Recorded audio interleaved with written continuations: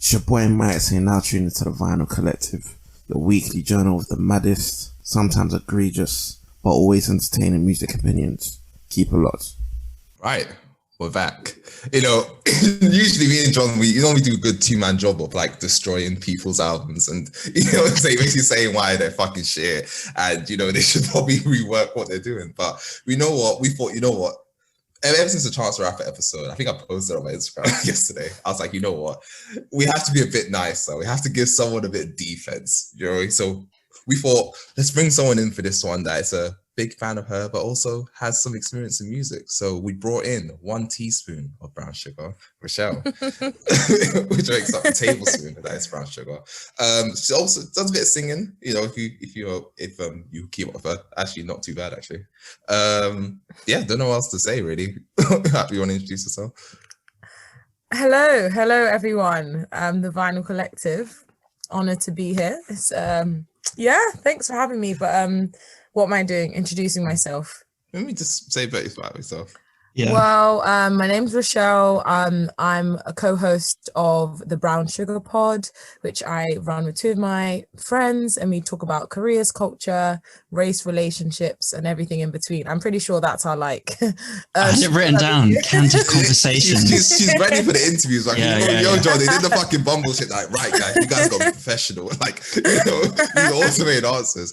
But yeah, like, you know what? So even just to skip, I'm not even going to ask you how did it come together, because I'm pretty sure, I think I even saw it on one of you guys' posts. It's literally one of those shit, John, where you think you're having a fire conversation in a group chat and you're just like, you know what, fuck it, let's just make it a podcast. Yeah, is that true? It was getting ridiculous. Like our pet, I think like my mum, I'd always be on the phone to like Aki or Hannah, but I think there was one time speaking to Aki and we'd been on the phone for hours, and my mum just takes the phone and she was like, you guys need a boyfriend. Like, what is this? Like, why are you speaking so much on the phone?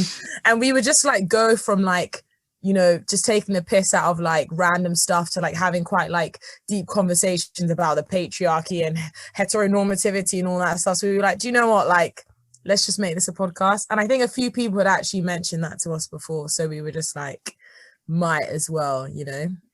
Okay, cool. Yeah, sure. So yeah, and here we are. Yeah, I was going to say, one thing I always liked about the podcast, I think I've sent it to you in a message as well before, is like, it seems like it like toes the line really well between being like relatable and like academic, because I've definitely Googled a few words before. I can't remember what episode it was on. I think it was on was it episode 6, the one on, was that microaggressions? Misogynistic microaggressions. John knows I know it. Okay. That was a good episode though. Definitely. Thank you. Who was the guest you had on episode 6? Peter, one of my like oldest friends. But yeah, I really enjoyed that one. It is quite hard, to be honest, to find the balance between like being like academic but also making it like bite-sized. I mean, I studied like race and gender studies was one of my like was one of my main modules in uni. So like I always have to try and remember that like this isn't like my dissertation, but I get really like passionate about this stuff. But that's what we want to do. We kind of want to break it down in like a bite-sized way. So if you're Googling stuff after the episode, that's good. I think like I don't know if that's a good thing. I'm gonna call you out there. You know what? Yeah.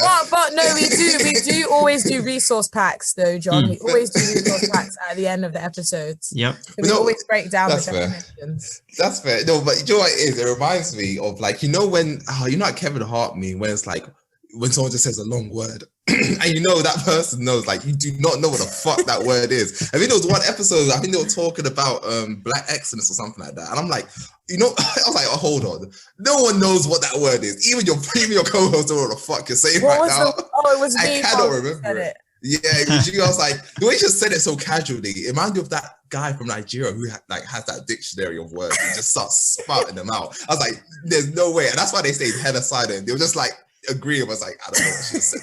Like, what's going on? I can't remember what the word was. I can't remember it either. I was like, was it hermeneutic injustice? No, it wasn't that. That's another one. It might have been. I'm not too sure. Because I, to be fair, I actually do this a lot. And they always call me out, like, because like I said, I studied it, so I always will say these things, and they're like, okay, like they don't even know what it means. So like, how do you expect our listeners to? But we tried. That's why sometimes we have a balance between one episode will be like academic and like, for example, one of my best friends, she also is very interested in this stuff. So she listens and she's like, oh, great. But then we'll try and do a dating episode or something. So we try and mix it up a bit and do like resource packs to like try and break down these topics a bit more. But I completely agree with you.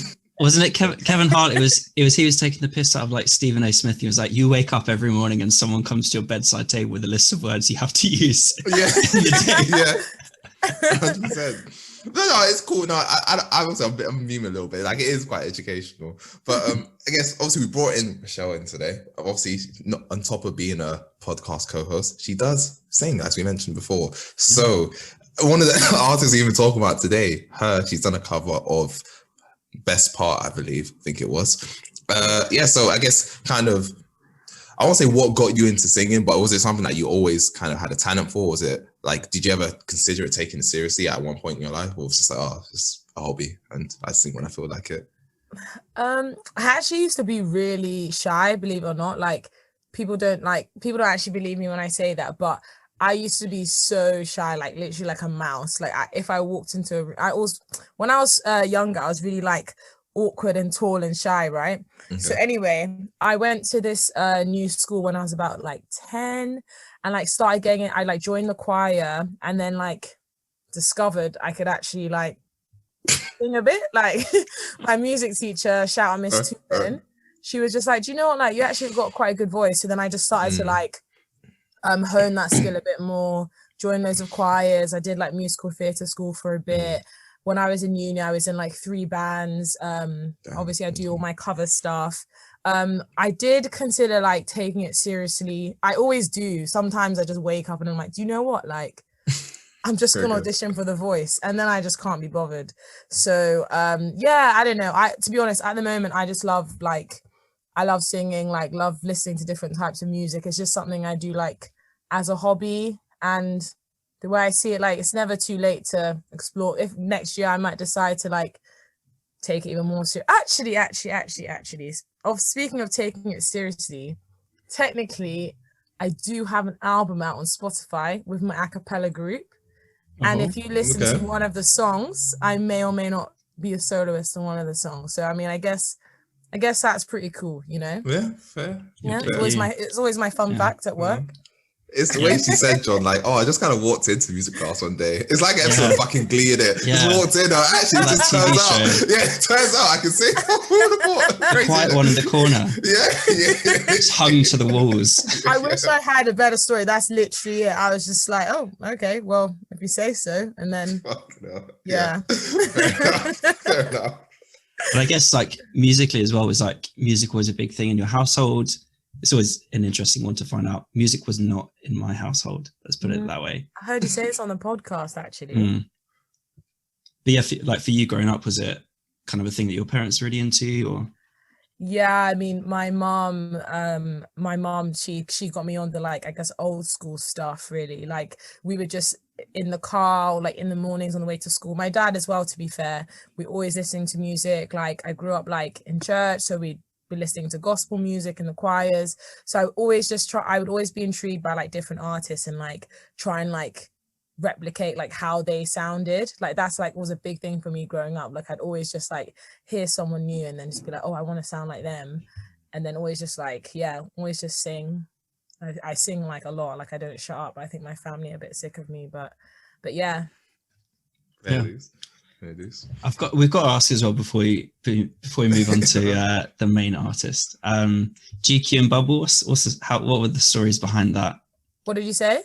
Behind getting the kind of Bumble, like the co-sign's not the campaign. Word. The feature, the campaign. Yeah. Oh yes. How did that kind of come about? That's a big deal. Yeah. It was a big deal, to be fair. Some big names in that campaign too, to be honest. Apart from Brown Sugar.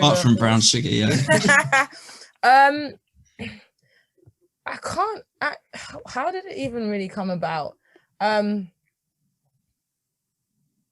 Nepotism, you can say it. No, I'm joking. Do you know what the funniest thing is? Is that I actually tried to use nepotism to even just like do anything with Bumble, like a, I don't know, young feature on the Instagram. But then that didn't really work. So basic, I don't know how much I'm allowed to say on here, to be fair, but like say whatever you want. someone close to me is like works at Bumble. Is pretty influential, shall we say. And I remember her saying to me like, oh, just like keep up what you're doing, like maybe in a couple of years, like you guys are the perfect brand we'd partner with.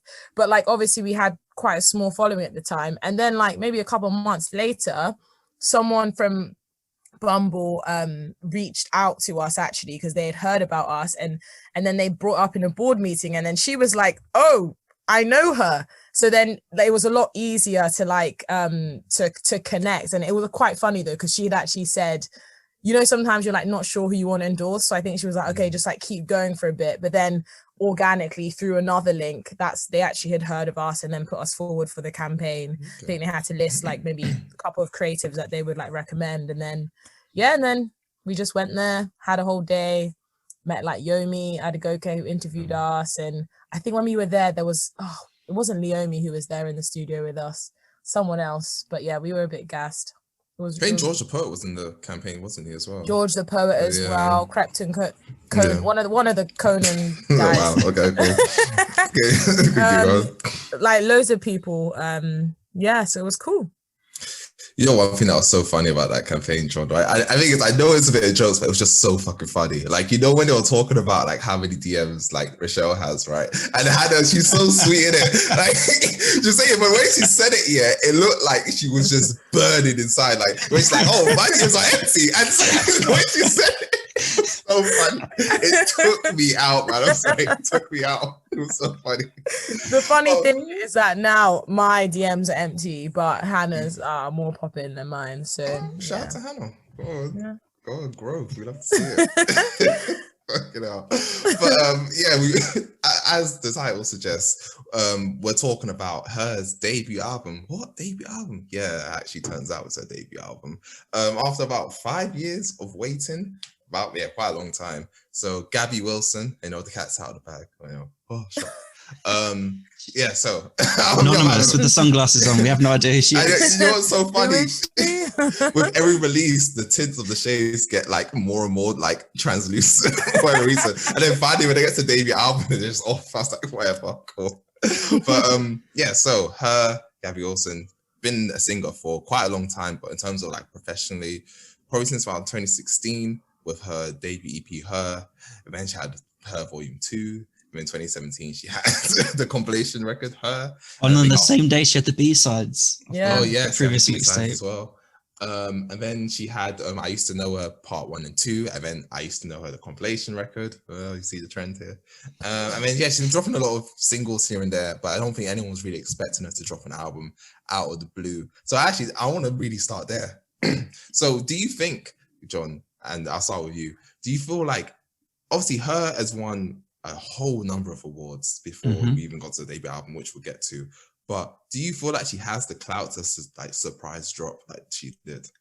I think in part, yes. I mean, you talk about kind of awards and nominations and stuff. Like before this album dropped, she has 1 Academy Award. She has, 13 Grammy nominations. She's won 4, I believe. Yeah. Insane, isn't it? It's kind of crazy. So yeah, she definitely does have the clout, but it's just a case of like, how can you get that without dropping a studio album? It's kind of wild. Yeah, I was going to ask, like, Rachelle, did it kind of bother you, or like, was it something you were like, they can't really be considered in this like tier, this like echelon of music if they haven't released a studio album? Did it kind of aggravate you at all? What, her winning Grammys and stuff? Yeah, and I guess just continuing to release mixtape after mixtape. I mean, it was pretty annoying, but I'd say that they were really good. Like, I think like all her mixtapes have been like phenomenal. Like, and I think the way that she did it, she definitely was trying to do something there, like releasing like the part 1, part 2, and then the full compilations. So I agree with you, John, that she definitely has the clout to do that. But I just wish she had taken a bit more time, because I feel like she's gone backwards. I mean, usually it's like a build up to the album, but it was a massive diminuendo, whatever the word is, like Yeah. I would fully agree with that. Like, don't get me wrong, I think obviously hers, and I think she's one of those people who's like industry famous. Like, I feel like people in the industry rate her way more than the fans do. Like, the amount of people that have worked with her and she continues to work with is insane. Like, she has like a crazy feature list, like Dark Child already. Like, what the fuck? Like, she's got some insane, like, I guess, I don't know, connections. But in terms of fans, I think fans like her, but I don't think anyone's saying like, I mean, not many people. A few people might say like hers like probably the best singer out right now, but not many people are looking at her like, yeah, she's like the prodigy. But I think within did we have a guest on? I can't remember who the guest was, who said something like, you know, she's like the savior of like R&B. We definitely had I need to go back through our episodes because I remember. That sounds like a wild statement. That's a bit rogue. No, but a lot of people did say that because I think when we spoke about it in our like R&B Renaissance period, like she was one of the first to kind of come through. Like it was like her, and then it was Daniel Caesar like right behind her. So I think given that she was kind of like the lead of the quote unquote new school, I do get why people would say that. But again, I you know, it's on record, isn't it? So I'm not being revisionist. I've never thought she was lit like that. Don't get me wrong. Like I thought she had a good voice, but I never heard her. That's gonna be annoying throughout this episode, isn't it? I never heard her and thought, bro, like she's amazing. Like I didn't get the vibe I got from like Leanne La Havas when I heard her, or Neo when I heard her, like especially her second album. Like I didn't get that from her ever. Like I was like, okay, cool, she's cool. Ever? Like not ever. I'm not lying to you. I thought she was cool, but I never thought, raw, like, oh my gosh, like, yes, she's definitely going to take over. Never thought that. I just thought she made like, it's good vibes. It's in my literally like 0.5 vibes playlist. That's it. Oh, come on, mate. Come on. It's just how I feel. Like, I think another thing as well with her, and don't get me wrong, she was young when she came out, but I thought her songwriting was bad, man. Like I didn't think her songwriting was that good. I thought her voice was definitely better than songwriting. I think it's definitely changed a lot over time, but it was definitely young. It was young. And I think production was decent as well at the time. So it's just, again, like you said, it's surprising how things have regressed in some forms. Like it feels like the songwriting's got a bit better, but everything else is starting to hit the toilet. So which we'll talk about later. So yeah. Oh, but ever though. Never. I never saw that. Like, okay, and again, okay, I was going to bring this up later. Losing, no, none of those. No. Like, okay, I was going to bring this up later, but I think it's best to bring up now, right? If you look at Cleo's Soul, she's on her first album. I can't compare that to anything hers dropped. Like, straight off the gate, like, Cleo's Soul's album is like, wow, oh my gosh, yes. I hear it. It's like, you don't have to second guess it. With her, I was like, But then again, she's always dropped like long as fuck projects. So maybe that's why I've never been a fan. Like, I don't like the whole compilation thing. Like, if you're going to do a compilation, I get it. But like, you're too new to be doing that. Like, and that's why I feel like, why are you having the greatest hits when I don't know who the fuck you are? That's kind of how it feels. Like, I don't really understand that. Like, a fucking hour and a half of content, like, relax. Like, I'm trying to get to know you. Like, you're already putting me off. So I think that's probably why I never thought. I never left. I mean, I couldn't leave an album feeling a certain way because I never left an album. I was just kind of got bored. That's how I feel. Do you know what? Yeah, I'm going to have to agree with you on some points. Like, I definitely think her strength is not like creating the full body of work. Like she's actually not good at that.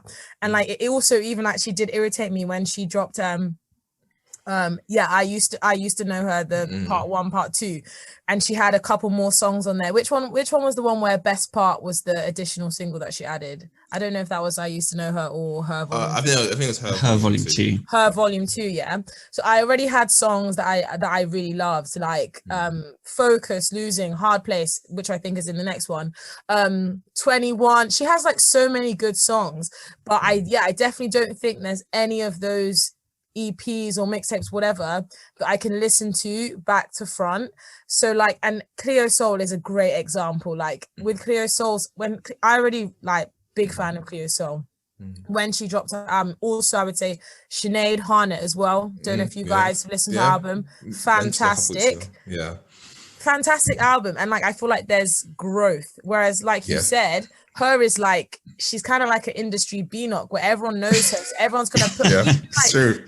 Even like Jasmine Sullivan, what was the song? Like Me. fantastic. Like her had a little like that's true. Had a little riffs Yeah. and all that, but she's like your like popular friend, but like who you feature on songs, even Come Through, Chris Brown again. I really like that one, but we'll talk about that. Go on. I like it. I like it as well. I'm not gonna lie. Keep going. I liked it. Yeah. The one with Lil Baby, I actually. Oh, you know what? Hold that. Because that's gonna be the funniest one. Let's put in that. But what you said is so on the money, and I think when we keep saying these things about albums, mixtapes, EPs, I think people think we're just being mad pedantic, but this is exactly what I'm talking about. This is the third case of it within the last couple of years where people who haven't dropped an album are swinging their huge dicks around when they have nothing to show. So Jay Electronica, he was hyping for a decade. Yeah. What the fuck happened? Cool, that's one. Chance the Rapper, The Big Day. I mean, episode 13, go and check it out. You already know what the fuck happened there. Never had a debut album. Same with her. The thing is, the problem is, and I kind of sympathize when it's like everyone's telling you that you're like the best in your genre. You're one of the best to ever do it. You already have people are telling you have classics already. Like, what the hell? And it's like, I haven't done anything. So by the time, but then after a while, you start to believe that, like, yeah, I am the best. Like, what? Like, and then you have a lot of yes people around you because you won how many Grammys before you ever touched an album? So of course I'm gonna feel like I'm the shit. If people are telling me, no, that's actually not good, or no, you shouldn't be sounding like Roddy Ricch on that track, she's probably not gonna listen to that. Do you know what I mean? So I kind of sympathize with that, but at the same time, it's like, I don't know. Like, I think with the example of Chance and Jay, it's like you were both kind of independent. So what the fuck is going on there? With her, it's like, what is going on at RCA, babe? Like, who thought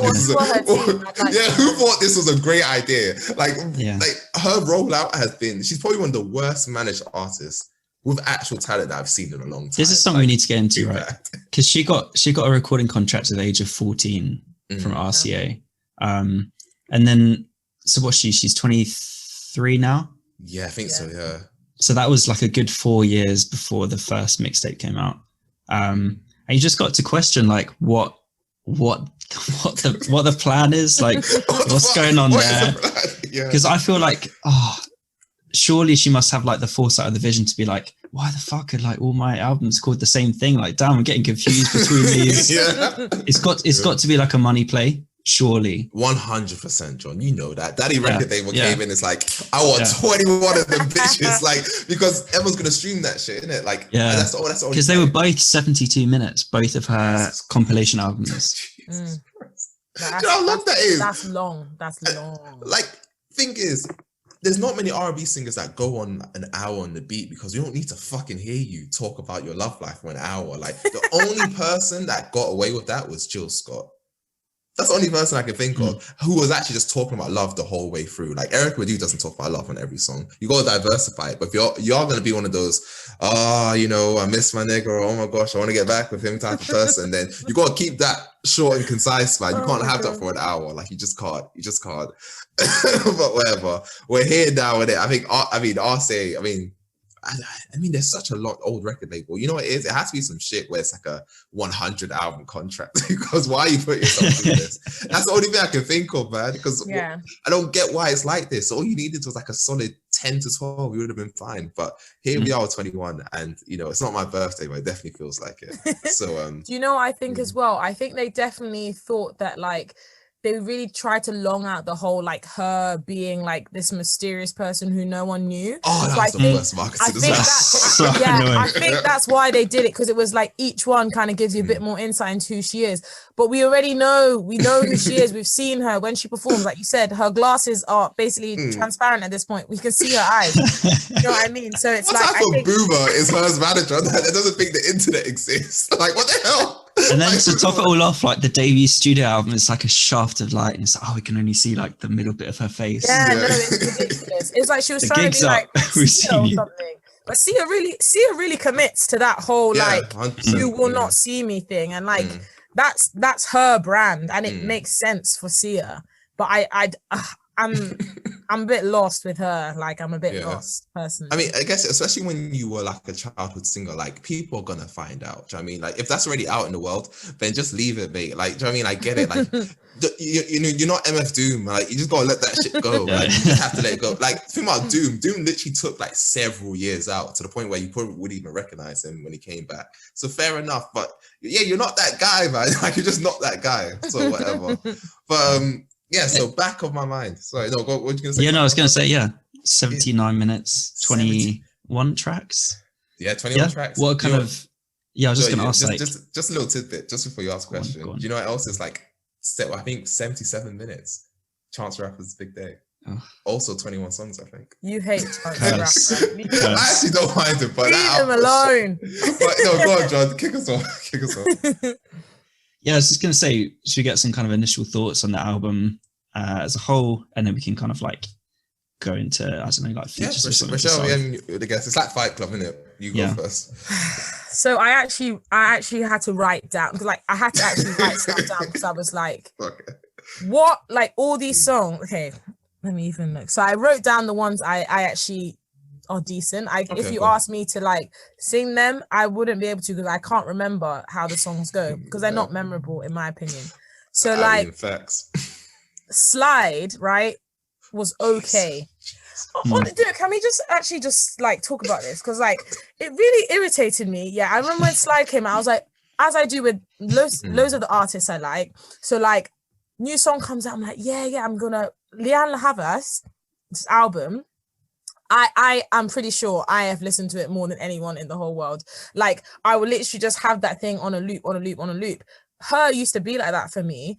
Slide came out, I was like, this is just lazy, right? She's got YG on a big deal. I don't give a crap, like whether it's YG, Chris Brown, whoever. It was a decent song, fine. And then she had Come Through Chris Brown. I like the vibes, chilled, like kind of like sensual. Like I liked it, to be fair. And then she has Hold On, Damage, again, okay, Cheat Code. But as a whole, as a body of work, like, where's the narrative? Like, what are you saying? Because I don't actually know what you're saying at this point. I mean, let's start with that, right? Because the album is called Back of My Mind, and that's track number 2. And one thing as well, like, I feel like the title track, this is like a rule of thumb, it has to be one of the best songs on the album, because why the fuck? Do you know what I mean? That is a statement song. And it felt like another song. Like, I don't know, what are your thoughts on it, Rachelle? No, I completely agree. Like, and even as you're saying this, I'm like, I can't actually even recite back to you any of the lyrics. And I think like she doesn't really have much to say, or that's how it comes across with this album. Like, and if you compare her to like, even like, I don't know, compare her to, okay, I don't want to say anyone, because I'm not going to say they necessarily have more to say, but I they probably do. They probably do. I was thinking of females. When I listen to Daniel Caesar, right, that the music literally like goes through me. Like, I know what you're saying. The lyrics resonate, and I saw him live. Same kind of feeling when you listen to it live as well. With this album, it was just kind of like, I wouldn't go so far as to say elevator music, because that's rude, because her has a fantastic voice, her riffs, her harmonies are all like sensational. She's got a really good tone, but it was just, there were like, most of the songs were skippables in my opinion. Like it wasn't really and then if I think back to the first time I heard Focus, right, and how I felt, I actually think it was like an ex-boyfriend who introduced me to her, and then for a while I actually couldn't listen to her for ages, because like after I broke up, sad and emotional. But anyway, I came back, and how I felt like listening to Focus, I was like, oh, this is why I love music so much. This is why I love to sing. We would literally just like have her song playing on a loop. And listening to Back of My Mind, I felt let down as a fan, honestly. I felt let down. With this song, because Ty Dolla $ign's on it, right? I would love to like be a fly on the wall when someone calls up Ty Dolla $ign and is like, so she's like, oh yeah, hi Ty, I've got like this song, I really want you to kind of jump on it. And he's like, oh yeah, cool, great. She's like, yeah, so just kind of echo my voice. And he's like, yeah, great. Like, so I'm gonna like start writing a song, and she's like, no, I'm gonna stop you right there. I haven't got a verse. I just want you to just kind of like I literally didn't think the same thing. I literally wrote down, I was like, damn, Tyler isn't worth like a fucking verse. Like, he's literally just there doing the echo, and I'm like, what the hell is this? But then, you know what it is, John? Here's the 200 IQ play, because he's the only singer on this track. Like, one thing I've realized is H.E.R isn't even fucking singing on this album. She's doing that thing, yeah, and people never call her out on this. She does that shit where talking, but it's like she's just half talking. So she's literally talking like, I don't know how to describe it. Maybe that's why she's like Roddy Ricch in it. Like, it's not singing, but it's not talking. It's just that real halfway point. And that's literally what she did for the first 4 songs. Straight off, just like, yeah, like it's not melodic speech. Yeah, literally, like it's not. I wouldn't even call it mid range. Like, it's not mid range. Like, it's below that. It's like, so maybe she just thought, you know what, I need some sort of singing to fit this song. I don't know what the fuck's going on. I don't know if any of you guys noticed that, but yeah, like, there's not a lot of singing on this album, especially towards the first half. Like, what the hell's going on? This is meant to be like the prodigy singer. This is what I get. Like, I don't really understand. I don't understand it. Yeah, I think she's just lazy, to be honest, and that's the thing. That's why it's annoying, because, in my opinion, H.E.R has one of the best like voices. If like, I think her voice is fantastic. Like, even if you look at her on in Girl Like Me, like that live performance that they did, like H.E.R's riffs, like her tone, sensational, incredible. So it's like, I know you can sing, dude. Like, like I know you can sing. So I don't know what she's doing. I think she's let it get to her head, and she feels like she doesn't have to do much. She won Song of the Year this year. She won Grammy Album of the Year. Like, compilation. What? Like, that is crazy. It was R&B Album of the Year though. Yeah. Yeah, but that's still significant. No, obviously that's huge. But I mean, like, to win Song of the Year as well, like that's huge. All genres. I mean, and the song was good. It was impactful. Blah blah blah. Like, it wasn't. She's tired. She's tired of it. Go ahead, keep going. I don't know what you guys thought about her winning, but I was just like, obviously she talks about BLM, it's political. Yeah, blah, I didn't blah, think blah, it should have won, but it is what it is. It is what it is. Like, can you really say that? Like, you know, Black Lives Matter and all that, but like, doesn't. I mean, they can come and get me. I don't give a fuck. Like, I don't give a fuck. Like, yeah, it was all right, but I just didn't. I mean, Song of the Year. Like, that's a big remark. Yeah, like. But she was nominated twice as well, wasn't she? 2 different songs. Yeah. I think she won. Like, what was the other features. song? What was the other song that she was it? What was the other I can't song? remember. Oh no, I think it's a John Legend song. I think. Damn. Or something like that. But yeah, it's just one thing as well, because we're talking about laziness as well. One thing that's insane, right? Why is there so many fucking writers on this album? Literally, the fucking intro has 7 writers. 7 writers. I've never like. Are you trying to write a book? Or are you trying to write a song? Like, it's not even that long. Like, even that the last minute and a half of the song is just a guitar riff. So what the fuck are you not writing about? Like, why is this so long? Like, come on. So that's the thing. Like, I'm trying to give her points. Where it's like, okay, you're not writing, you're not singing. So what the fuck are you doing? Like, what is actually going on here? Like, it's just really confusing. Really confusing. John, what are your thoughts? Yeah. Well, yeah, I think the funny thing is that Ty Dolla $ign has writing credits on the second song. But yeah, no, I think the weird thing about this album is that although we've kind of criticized the first couple songs, I preferred, my favorite bit of the album was those first 4 tracks, and that tells you how I feel about the middle of the album. Because like what we're just saying about, like, she's already kind of hit the pinnacles and she hasn't released a studio album. Then the studio album drops, so obviously she's going to be mouthing off, isn't she, in the first song, being like, trust the process, like, I'm here, like, and it's like, well, where exactly are you? Yeah, you've won all these albums, but like the studio album is the test. And it's kind of flopped. Yeah, she even said, they said I won't come up with the family and couple Grammys. Who said that? You're lying. I don't believe you. You're definitely lying, but whatever. Like, come on. But yeah, songs like, I guess looking down the first few songs like Damage, I enjoyed that. It was nice. It was kind of jazzy, quite slow. 6 writers, by the way. Okay. I find that bizarre, because it's not like the lyrics are exactly breathtaking. So like, why do you need 6 writers to 6 writers? That's nonsense. Jesus. Like, I need a synonym for like upset that I haven't already used. What can you guys think of? Mortified. Yeah. I don't know. I mean, okay, actually, Satisfied. because we're not going to have time for 21 songs because God forbid. But so I'm going to pass it to you, Rachelle. What song do you want to talk about for better or for worse on this album? Let's kick us off. Oh, I'm looking at the thing. Oh, there was just so many skippables. So many songs. While you're saying that, for me, songs 7 to 12, I did not care for. Oh, you don't like Slide. Oh my God. How are you ending your album with "Full Honey"? Like, what the hell? Like, this is ending your debut album. Like, what's going on? He doesn't know astrology. I'm getting by with your mind. Like, what? Oh my gosh. Like, YG was definitely off the liquor when he did that. It's like My Own Lucky, Mean It. Yeah. Those songs in the middle, just, yeah. I actually like Bloody Waters. Actually. That is a great song. Thundercat is... Thundercat's production, boy. Yeah. All right, let's talk about that then. Yeah. I also, to be honest, I actually did really like Come Through. I'm not gonna lie, because I thought, like you said, she clearly has a lot of friends in high places. I thought, I do like Chris Brown. Can't lie. Sorry if that offends anyone, but I like Chris Brown. Great voice. Great. I mean, he makes good music. No, I'm not even saying that. It's because you're so ready to argue. So I'm fucking like, it's all right. Yeah. I mean, I've learned from doing another podcast. People always gonna come for you for saying stuff. In the words of Mac Miller, it's not 2009 anymore. It's not. Why are we still listening to him? But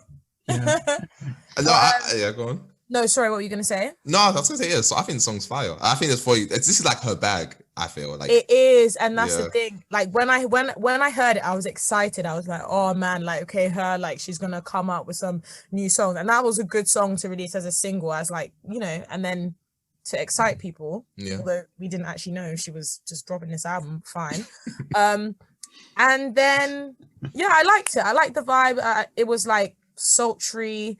It was kind of like what I like about R&B. It's like it sounds quite minimalist, but it's also not. Like most of the focus is on the vocals, but also the music and the instrumentals is also quite like sexy, Like I quite like the vibes, to be honest. 100%. I fully fuck with that. Yeah, and that's the thing. I can't, when even just looking at the track list now, like I said, I like Bloody Waters. I can't even Damage, John. Like, it was okay. Yeah, literally. You damage you. Okay. Yeah.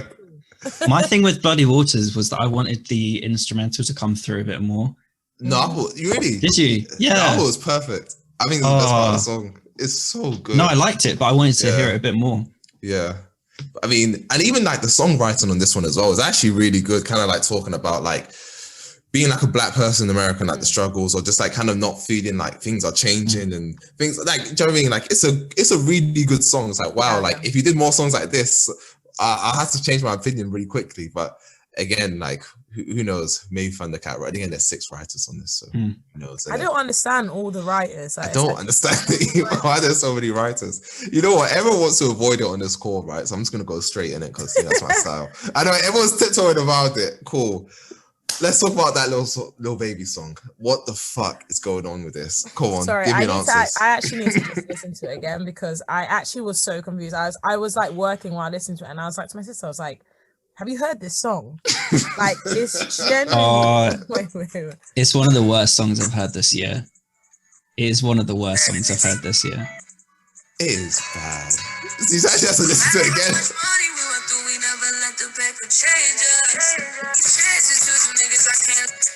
You know what it sounds like? It sounds like she... It sounds like it was made like in a like maybe GCSE. In fact, no, not even GCSE, like a Key Stage 3 like music class or something. Jesus Christ. Like, I don't understand, the composition is all like off. Like, also, what's her business with Lil Baby? Like, it's not every single person who approaches you to, or I don't know how it works, to be fair, whether her team is like, let's get this person on, or they're like, oh, I want to feature on your album. But they've just failed the assignment. Like, it was awful. So it's like a metaphor. My thing is, it's a bad song even for Lil Baby. Like, it's even bad in terms of like. To be honest. No, it is actually Lil Baby's the best part of this song. I'm not gonna lie. I'm not gonna lie. I'm not even saying that to take the piss. Because who do you want to be? Are you trying to be the next best singer? Or are you trying to be Roddy Rich? Like, make a choice. Because like, I actually think he stayed on topic. You know, I think he was fine. He did what he came to do. It's like, are you like? I think the problem with her, especially with some of these songs, is like they're not coming into your world. You're going into their world. Do you know what I mean? I think that's the problem. Like, why don't you just stick with the singing? And like, why are you rapping? Like, and just some of the stuff she was saying in it, because I like lyrics. Because one thing people miss about R&B singers is their lyrics. Yeah. So she said, all the niggas who ain't bet on me, no, they wouldn't go far. No, the gang gon' ride for me, no matter how many cars. Skirt. What? What? Why are you lying so much? I don't get why are you lying so much? Why you always lying? Like you've been like a well-off singer for most of your life. Like what is all this talk? Like I just don't understand. Like songs like this should just been not even on a cutting floor, just in the bin. Just straight in the bin. Like your debut album, right? I think she was trying to do like a DJ Khaled where like he gets everyone. Like the thing about DJ Khaled is like no one's like analyzing his albums like this, because everyone's like, DJ Khaled is DJ Khaled. He has good features. He produces good songs. He gets he's got like Justin Bieber to Chance. Like do you know what I mean? He's like the kind of like uncle of he's a party guy. So he's a party guy. He's having a good time, and he's a feel good guy. But the thing about her, like you said, is like if you're trying to be a serious singer, you're trying to like be up there with the big leagues of R&B, right? You can't just come with this rubbish, because even if you look at like the UK R&B artists, right, they would just never think to do this, but because the fame's got to her head, like the clout, she's getting gas, she thinks she can get. Imagine if Cleo Sol tried to like if Cleo Sol was getting like, I don't know, she's never actually 42 Doug on her album, that wouldn't make any sense at all. Yeah, and there's just there's too much of that here where it's like I just don't feel like I'm getting like singing chops. Like there's a couple bangers in it, so let me be a bit nicer. Like I think Cheat Code was a good song. I think that was a really good song. But again, it's like I'm actually getting some life. Like it's the beat is progressive. You're actually singing using your vocals. Like the song's actually interesting. Like there's just I don't get why this has to be. There's so many songs that just either talk about the same thing or they just are the same thing. Like, does anyone even remember Lucky or My Own? That's like, what I wrote down. Lucky, I was like, this is one of like a three-peat of snoozers. Because this is a thing that, like you're saying, her, and like you said, Rachelle already, like her has one of the nicest voices right now. Like we've seen her on the Tiny Desk concert. We've seen her in like the live version of her song with Jasmine Sullivan. She has an incredible voice. But on a project like this, if you're going to have those low-key songs where you're not really exploring your voice, you've got to have the songs where you just go for it. Like Jasmine Sullivan did it on her album, right? There were a lot of songs where she was kind of, there were the interludes and it was kind of felt a bit disjointed for like a regular R&B album, but she had the songs where she went for it and she like went really low and she explored the higher registers as well. Yeah. But it does not feel like she does it on this album. That's what she does best. Her voice is the best thing about her. Exactly. And that's what Sullivan as well. She had a narrative, like Hotels, that was the whole point of it. You had the like speaking parts, people telling their different host stories, whatever. But like you said, the songs like showed her singing chops, and she also had features that made sense. Ari Lennox made sense. Her also made sense, but like her hasn't done the same thing, and we know she can sing well. Like her Tiny Desk is one of my favorite Tiny Desks that I've listened to, like up there with Janae and like Chloe and Halle, some of my favorite ones as well. Not Leanna Havas, no love for her. Oh no, obviously Leanna Havas is always gonna like that was obvious. That was an obvious answer for me. Okay, but just some other ones in terms of like their Tiny Desk performances, and I'm like, her can sing. Her live performance with Daniel Caesar, best part. Like they won a freaking Grammy for best R&B performance. Like it was a good performance, and her voice is incredible. The lyrics of that song also make you like, they give you the feels, which is what I think R&B is supposed to do.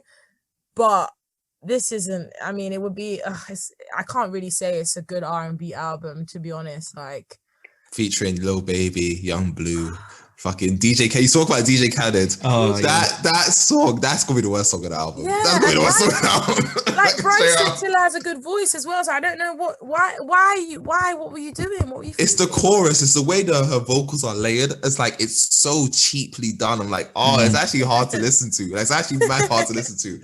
Like, bloody hell, this is closing out your album. Like, this is the last couple songs. Like, oh my, like the boat is crashing. Like, literally, again, it's quite funny, isn't it? Track 17 is called Exhausted. I am exhausted. I'm exhausted. And then you still got 4 more songs. And it's just getting worse and worse and worse. Like, Jesus. Like, I don't understand. Like, the YG song, if you want to have that as a single, fair enough. The DJ Khaled song should have never touched this album. Absolutely not. If you want, like you're saying, right, DJ Khaled, there's a very specific reason you've got him on a song, right? Because either you're doing the whole, what was it? Ed Sheeran did his like collaborations tape. That's cool. We get it. There's a concept there. You're just doing big songs with lots of artists. Like if you got a DJ Khaled album, that's what it is. He's just got 50 artists on one song. But like, why are you on your debut album where you're supposed to be like, you did it the wrong way. You're meant cementing to yourself. DJ Khaled. You're not meant to feature with DJ Khaled. That's it. He doesn't add anything. Another one. Like, you probably got paid mad money for that as well. No, I completely agree with you, Johnny. Like, she just, she did it the wrong way around, and I think that's what that's what was missing about it. There was no there was no concept. And the Ed Sheeran one is a great example because and also, I can't remember what the album is called. Never mind. It's like, is it called? Catch. Piece of Cottontail. I don't know if you guys have heard the album. No. Anyway, Catch. On this album, he had loads of like different artists. There were only like 7 artists on one song, but that was the whole like point of the album, was to like get people you wouldn't necessarily expect to be making music together, and then they made songs and they were all fire. But like on her, like I couldn't tell you like what was the point. I don't think she even knows, man. I don't either know. have no features and have less songs and just show us your crazy vocals, like literally your best riffs, your best like range, like go crazy, go ham. Like I'm talking like Jasmine Sullivan, like In Love with Another Man kind of level, you know? Like that's what I wanted to see. But she kind of just like was trying to please everyone. Yes. And she pleased no one, in my opinion. I mean, rap fans will be loving this album, mate. Like, because even fucking Process, you already know what time it is. Don't need a Rolex. Like, why are you rapping? Like, I don't get it. Like, I don't like what's going on? Like, we already had one of them shits. I mean, again, you got Young Blue like a few tracks later. I'm like, Jesus, like, I just don't know who told it was a good idea, mate. Like, one song I want to talk about real quick, is the song Hold On. Does anyone get big Tiana Major vibes for that song? It feels like something straight out of the Tiana Major book for me. I didn't think about it when I heard it. I can kind of see what you mean. I'm gonna have to re-listen. Hold on. I can kind of feel what you see. Yeah. Of course. Oh! I really like this one. Yeah, that's what I'm saying. But it just feels, and it, like again, if I'm touting you again, that I never said her was the best R&B singer. But if people are gonna call it that, then I feel like you gotta be kind of pushing the envelope a little bit. You gotta be at the cutting edge if people are saying you're the GOAT. But it just feels like you're just kind of taking from everyone, or you're taking from the features that you have. You're not really adding much that is you. True. It's like, wow, oh my gosh, only her could do that. There's nothing on this album where I feel like only she could do. It feels extremely generic in that. You're right. It was giving me actually thinking about it, Tiana Major, even like Kiana Lede vibes. Yeah. It's like pretty good singers. Yeah, it's not bad. Singers, but like you're like a B-Tech like Janae. Yeah, like I don't know. There's just nothing wrong with B-Tech, by the way, guys. No, nothing. You definitely know she's Elita. She definitely doesn't give a fuck about B-Tech. Someone went to a grammar school. Yeah. The thing is, like a lot of the songs we've mentioned that we really don't like are the features, and I think something that just doesn't work on this album is the like connection she has with these artists. It's not there. Like you can hear with the Lil Baby one. There's no chemistry there. Synergy, nothing. It feels so disjointed, like when it moves from her verse into his. Like it feels like a Lil Baby track that she's jumped on, and she feels like a bit of an. I don't know. Wait, hold on. Are there any singing features outside of Actually, that is a good Ty Dolla $ign? I don't. There is. Chris. Okay. Oh, okay. Chris and yeah, obviously fair, Bryson. fair. Well, obviously, because the beats trappy, and she's trying to do his thing, so she feels like a bit of a guest on his song. It doesn't work. I don't actually think she wants to be a singer. I think that's actually the conclusion. I think she is transitioning into rap music, because that would actually make sense. It would make sense if you look at this album. Like, bloody hell, I just don't get why 21. Like, if this was 15 and it was average, fair, okay, you know what, cool. Even 15 tracks, like, damn, you're already about an hour in. 21. 21. Quality control has never been her strong suit. Like, at least you cut it in right? half before. Like, it's just maybe doesn't know how to have a full album. Like, this is what shit is. I thought it was gonna get cut in half when it was released. Like, God, that's like 4 vinyls, John. That is quite a lot. Do you guys like any of her? Like, which is your favorite of the stuff she's released? Like the compilation album? I liked the self-titled part 1. Oh, I like the H.E.R. Okay. The compilation, the one with, what was it, Losing Avenue, Lights On. Yeah, I do like those songs. Facts, Focus You, those ones. Yeah. Oh, I actually love that. I enjoyed it. Yeah. And although that was long as hell, I could have it on just in the background, and I would be very happy. If that's your favorite, that doesn't. You know what? I'm not even mad at that. I think that kind of makes sense because there is a lot of good songs. I think after the halfway point, again, it's like another 21 songs. It's like, okay, this is Jungle. I enjoyed that version. Yeah, but then I feel like again, I like the Drake version more, but it did it justice. But yeah, I think in terms of just like a whole thing, I'll probably say I used to know her part 1. I don't think it's even on Spotify anymore. I think she took the part 1 and 2 off. Yeah, she did. It's just the full. Oh, actually, I can't even say that because that Lost Souls song, when she's trying to sound like Lauryn Hill, that was cringe as fuck. That was bad. That was real bad. I don't know who told her she could do that. She makes up for it though. Like, she does. Yeah. In fact, I think I would say this is my favorite one. Uninvited, Hard Place, As I Am, Could Have Been, I'm Not Okay, 21, Feel Away, like there's some good songs. Going, Fate. I'd say like 80% was like quality. Yeah, fair. I mean, actually, speaking of a returning feature, we got Cordae on Trauma. I think I know you've been waiting to talk about that. Oh my god, he is! I'm telling you, this boy's on a run. But like, I think he stole the show in this song. Like, he is just crazy, man. Yeah, he is. Yeah. Did you see them? They performed recently. I've forgotten the name of the song, but they performed at the BETs together, didn't they? Really? Yeah, Cordae and her. I like this. No, it wasn't. No, a different song. Okay, I don't know. Yeah, she was playing the cello. I think she was playing the cello or something. Okay, fair enough. But yeah, no, this song, great. Hit Boy production. Had some nice, thumping 808s there. But yeah, I mean, Cordae did his thing, didn't he? Yeah.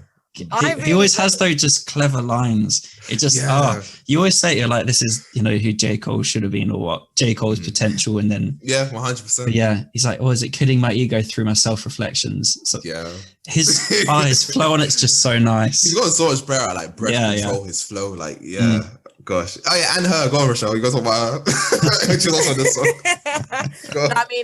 I actually only really, I'm not like I wouldn't say I'm a big rap fan. Not that I don't like rap, it's just like not my favorite, like genre of music. But I recently found Cordae, like, what can I say recently? Like, I only just maybe in the last couple of years. Yeah. And I was like, yo, this guy's lit. And I sent him to my group chat. I was like, do you guys know this Cordae fella?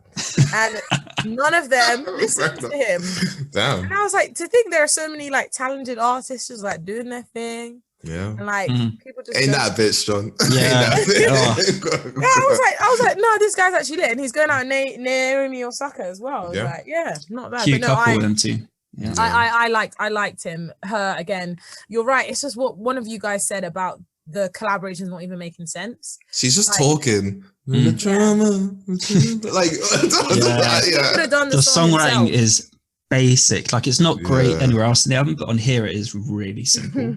Can you give us a stat? How many songwriters on this one tops? I actually don't know. I think obviously Cordae's right.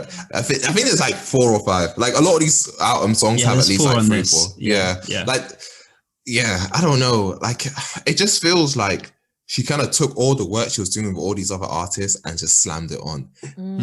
Like, don't get me wrong. I know probably the firm grip of RCA is hard to, get out of. I get that, but at least you should have some sort of say on like track listing or the cutting floor. Like, it is your face on it. Like, why is it even called Back of My Mind? It could literally just be called Her Volume 3 and then it'd be fine. Like, I feel like when you can switch out names for things and it's still the same, that's a bad sign. Like, if I change the name of, like, I don't know, All Right by Kendrick Lamar, I can't really do that. It doesn't make any other sense for it to be called what it's called. I feel like that's, especially with albums as well, like, it should just be called what it's called, not just, well, then it's like a mixtape, isn't it? It's like, I don't know. Like, I don't know if there's any other songs you guys want to talk about, but I don't know. I think overall it just feels like a complete managerial failure. It feels like a failure on her artistically. Yeah. I mean, I don't think there's any part where it's like, it's really succeeding apart from it's going to get streams. Yeah. I don't know.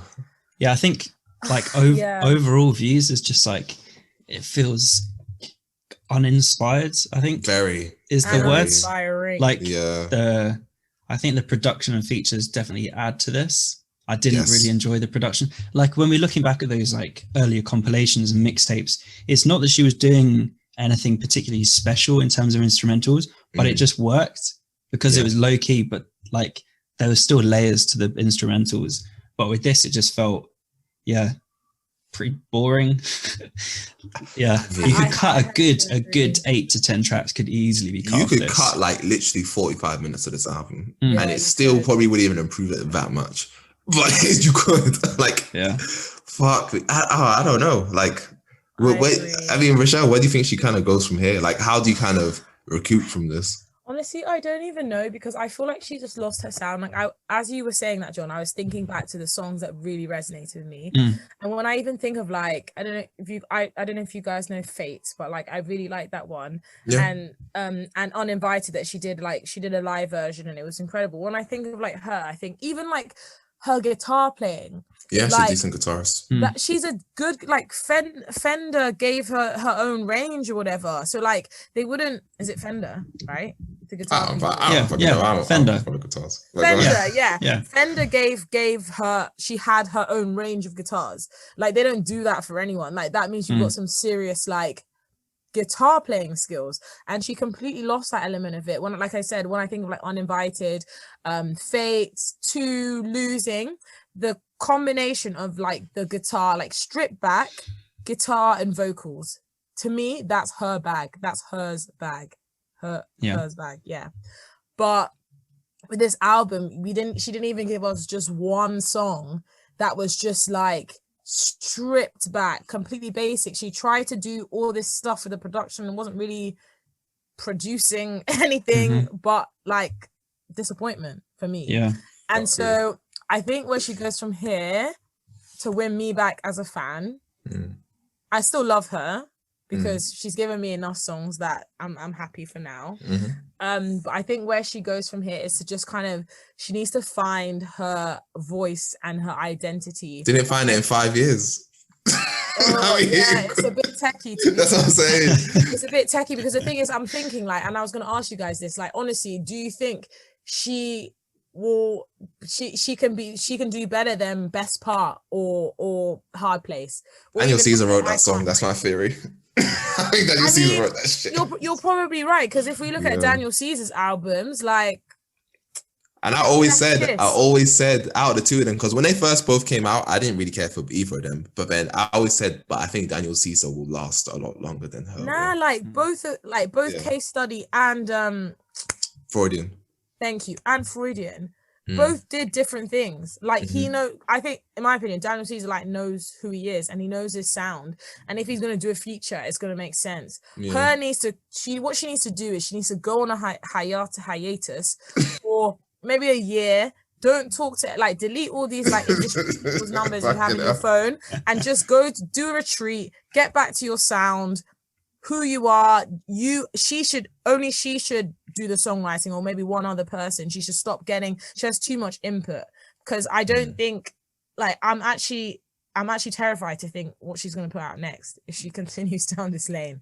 I mean, it doesn't even help that it's like, it doesn't really help the whole industry plant kind of meme that's around her, because it literally feels that way. Like, signing deal at 14. Yeah, like, do you know what I mean? I think is this, like, kind of like feature list runs deep. Like even on the production of one of the songs, she has Scribs Riley. Why the fuck are they in the same room? Scribs Riley and Grace, who obviously does a lot of production for Nail as well. So it's like you've got some of these R&B producers in the room. It's like I don't know why Scribs Riley's there, but he's decent. I'm not shade him, but it's like so you can. I feel like the reason why. Okay, with Chance, I know me and John had different opinions on this. I said Chance can come back from this because I think Chance is legitimately a great rapper. I think he just had a lot of yes men around him, and I think we read out that story where like he fired his manager or some shit like that. Yeah. He was just going crazy. Like I feel like he can recover from that, and it seems like he is recovering from that. H.E.R has every single resource at her disposal to drop an amazing record. It's not budget, it's not the people, it's not the features, it's none of that. So it's like. If that's already a problem now, how does that get better? For someone I personally already thought didn't prove anything. Yeah. I think it's got to go back to kind of what you're saying, Rachelle, like strip it back. And that's what kind of what she tried to do on a couple of, like on Cheat Code, she kind of strips back. She goes back to kind of acoustic guitar. Like that's something she has that will never go away. Yeah. Like the voice is always going to be there. So she has to kind of use that. Not all R&B artists have that incredible voice. I'm looking at you, Georgia. I think she needs to like. I was going to talk about Georgia Smith actually. Okay, go ahead. Let's do it now. No, actually, so I was going to say in terms of when you said like she can come back, Georgia lost me for a while. Like she was just pissing me off. I don't know what she was doing, but Be Right Back. In my opinion, zero skippables. Okay. It's a good project. It is a good. I just don't think she can sing live. But yeah, it's true. I agree. But to be fair, neither can Rihanna. But Bad Girl Riri is always going to be one of my number ones. That's literally what I said, isn't it? Yeah, literally. Yeah. But I would say about Georgia, you're right. She probably doesn't actually have the best voice around, right? So like hers actually lucky. She has the natural talent. Georgia is a very, very good looking, like mixed race girl, like who she actually makes good songs. And also her voice is, no, to be fair, her voice is very good. But like, for example, you're never going to put her in a room with Jasmine Sullivan and tell them to she's studio good. That's what we call her. She's studio good. She's studio good. But to be fair, like I like listening to her. Like when I listen to her music, I'm like, do you know what? Like honestly, Be Right Back. She won me over. I thought it was hands down like 10 out of 10. But like, in my opinion, yeah. No, that was fair enough, yeah. I thought it was. It was good. I think it was really good. I did think it was really good. I thought it was great because also like I think her, Georgia got a bit lost. She also got a bit gassed as well. But then I think she went away for a bit. But her can do that because she even actually naturally has one of the best R&B voices. So she just needs to like pattern up really. Because she doesn't need to do too much. She doesn't need like even that much marketing. She doesn't need like to have a rebrand or whatever. She just needs to like know who she is and like stick to that. Sorry, I interrupted you, Johnny. Yeah. No. I'm with you there. I think even if we got like a short, let's not. I don't want a mixtape. If we got a short album, if we got a short, let's say a short 8-9 track, I don't know, 30-minute album in a year's time. That was stripped back, you had some proper ballads on there. I'd be very happy because her voice is undeniable. It's like it's a slam dunk if she just kind of strips it back. Who's gonna tell her though? No one. I know. So so will it happen? I don't know. It's looking bleak, man. I don't know. I mean, we're living in the dark days, man. Justine Skye has a better album than her. Like that is pretty peak. Come like, on, it. I mean, at least she knows who she is. In it, 29 minutes, she said, "I'm in and I'm out." Like, fair enough. At least she has a couple bots. So it's like, okay, cool. But it's like, at least I feel like with her, it's like John always memes about the man in the woods, but at least you do feel like a man in the woods when I listen to this H.E.R album. It's like, oh my gosh, a good song. It's like, oh, and I have to go through like a whole forest of like shit songs. Like, oh my gosh, like why is it so hard? Like, why is there so many shit songs before I get to the good one? Like, I just, like, oh man, like I'll be surprised. I definitely don't think she'll do 21 songs again. I feel like there's just no way. Like, but then again, I feel like maybe this won't account for a lot of people, but I do feel like you do kind of lose some integrity by doing 21 songs, because I don't feel like many artists really feel like they have 21 songs at a point in time to drop.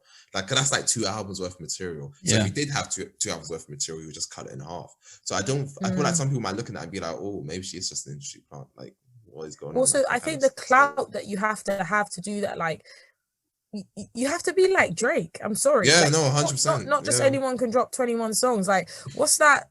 I don't know if it's a mixtape or an album technically, but Drake had that compilation was just hella long. Like, yeah, I mean, most of Drake's albums about 20 songs long. so long, but Yeah. like it's freaking Drake. Like, he can actually do whatever the heck he wants, in my opinion.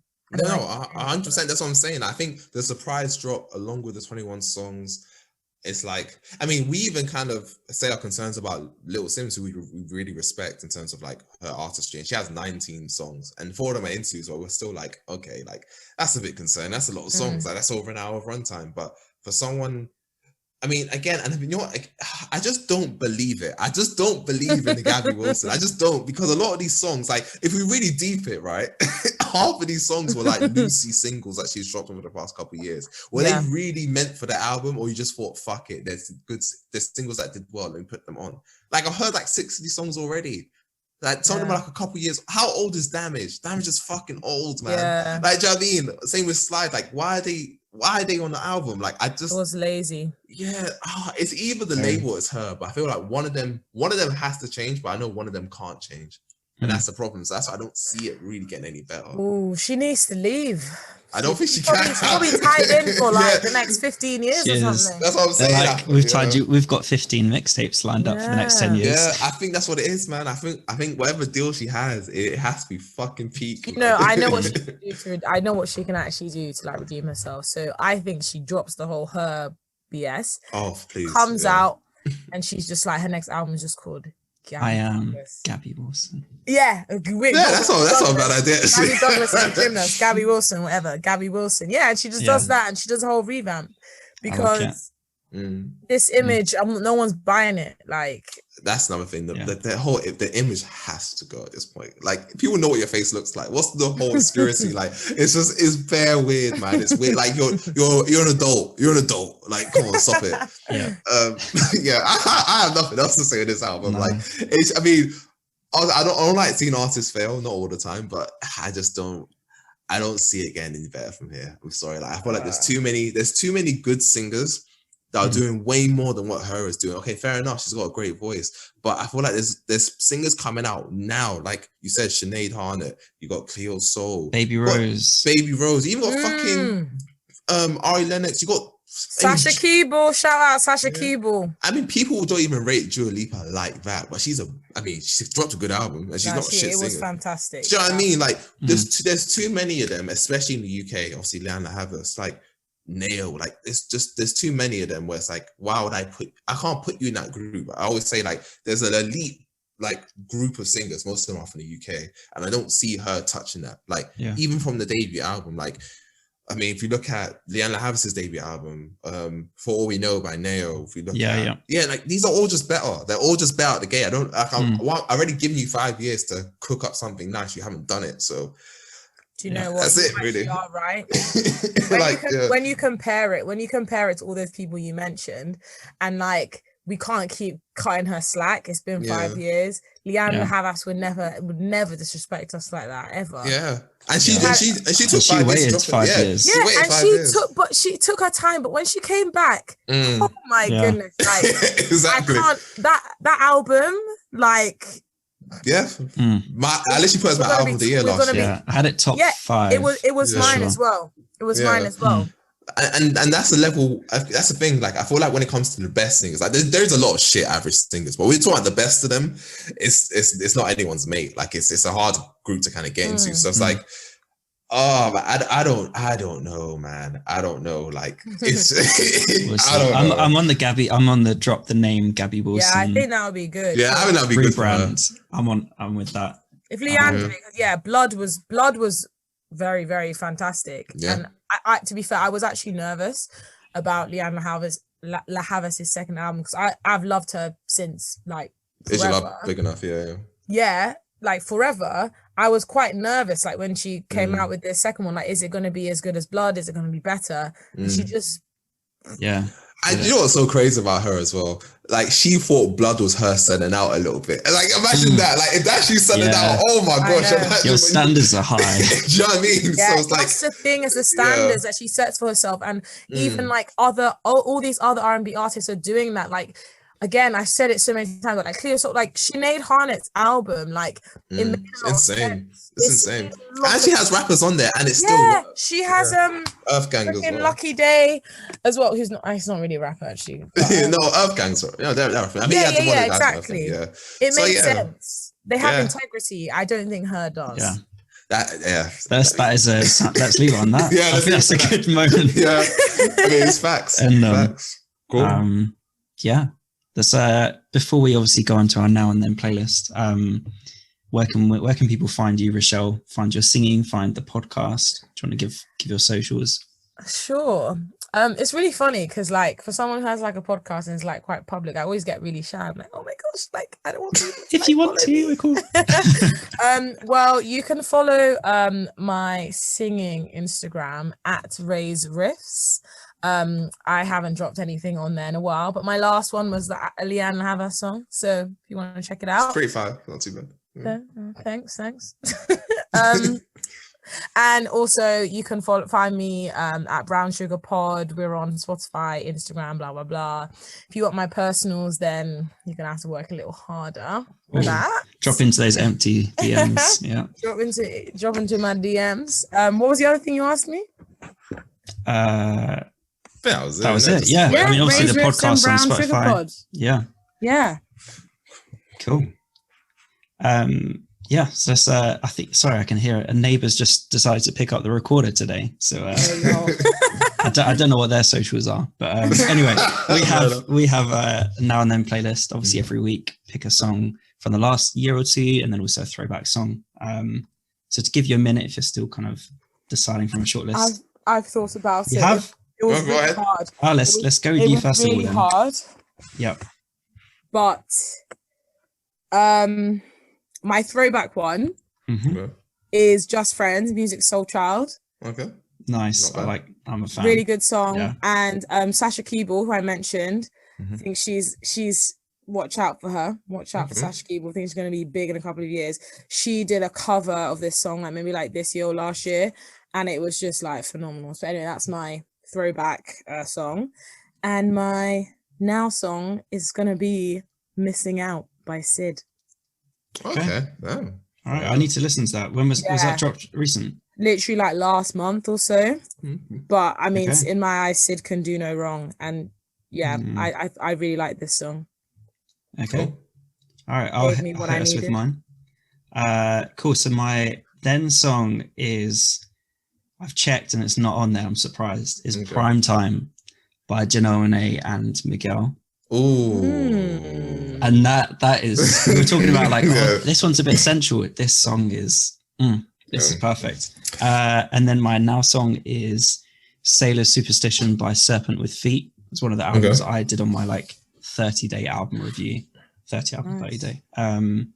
Really good album. Good song as well. Tops, what have you got? Cool. I think my now song, check if it's on the playlist. I don't think it is. Flashbacks by Deontay Hitchcock. Is it there? I don't think it's on there. Cool. Banger featuring Miguel and Saint Beauty. Both artists I really enjoy. And my then song, should I just do it to take the piss? I don't know. I should. Do it. Actually, I'll do it to take the piss. I'll put Let Me In by her, because I do like that song. So yeah, I'll do that. I'll just take the piss.